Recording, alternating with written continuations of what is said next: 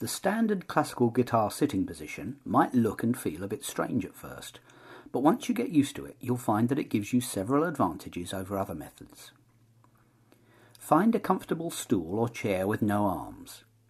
Sit towards the front of the chair so that no part of the guitar can bang against it. Raise your left leg so that your knee is slightly higher than the rest of your leg. You can use an adjustable footstool readily and cheaply available from music shops or via the internet. This makes sure that the guitar doesn't slip away from your body while you're playing. Place the guitar on the raised left leg. The narrowest part of the guitar body, the waist, should fit nicely over the leg. Angle the guitar so that the headstock, that's where the tuning machines are, is approximately level with your shoulders or ear. With the guitar angled like this, you can see both hands at the same time, and you don't have to stretch your left hand out too far to reach the end of the guitar neck. Place your right arm on top of the widest part of the guitar body at its front edge. Everyone's arms are different, but as a rough guide, your forearm should be touching the guitar's front edge approximately 2 inches away from the crease of your arm.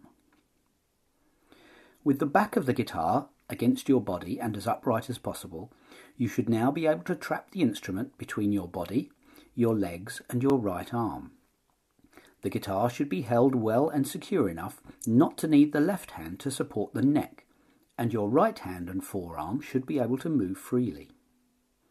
If you still don't feel that the guitar is quite secure enough, you can start by holding the guitar body with the left hand while we concentrate on what the right hand should be doing.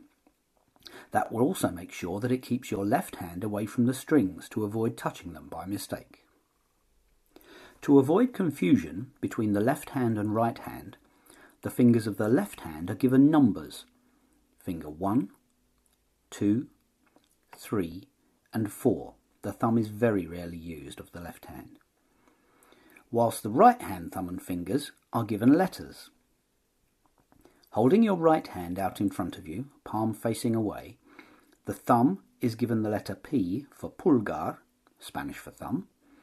I indicates the index or first finger, M the middle or second finger, and A the third or annular ring finger.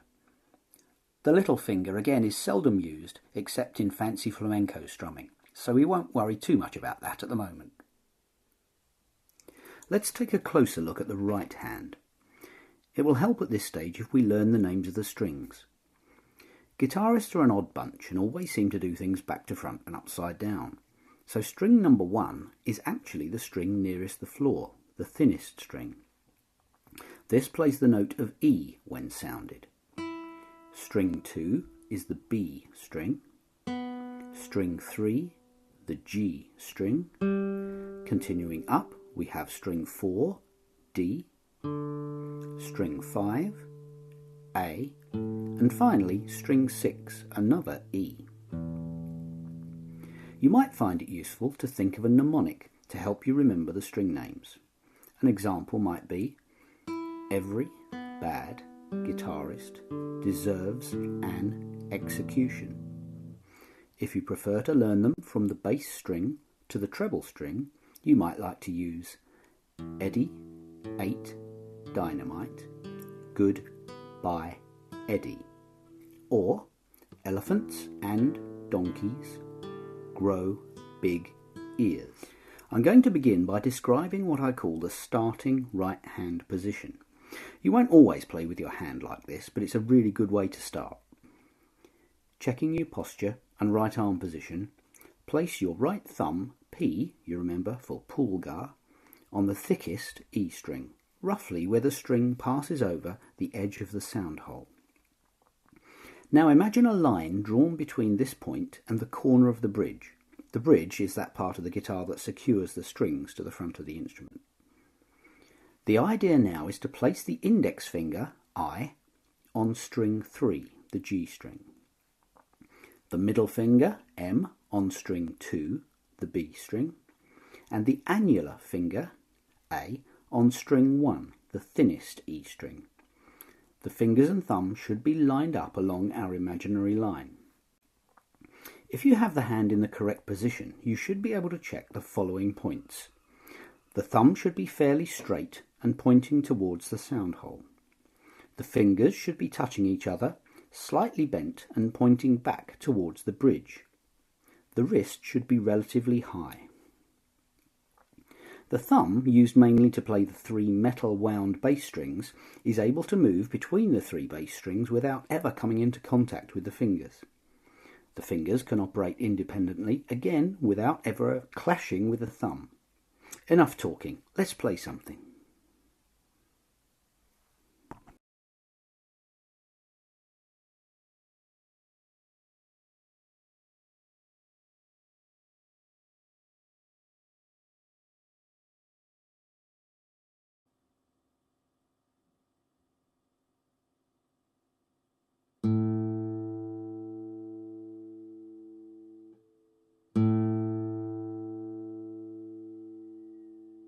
Coming back in a small circular motion to play the A string once more.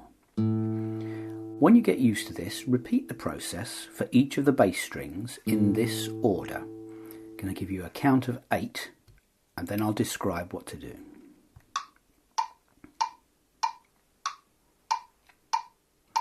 A,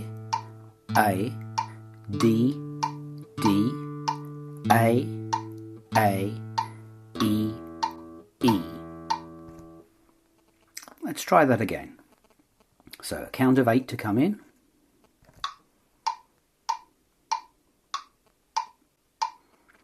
A, D, D, A, E, E. Repeat this sequence until you're used to the way it feels.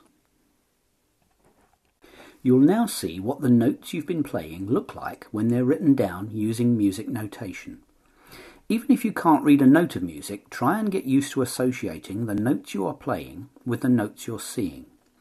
We'll cover music notation in future lessons, so let's just concentrate on playing for the moment.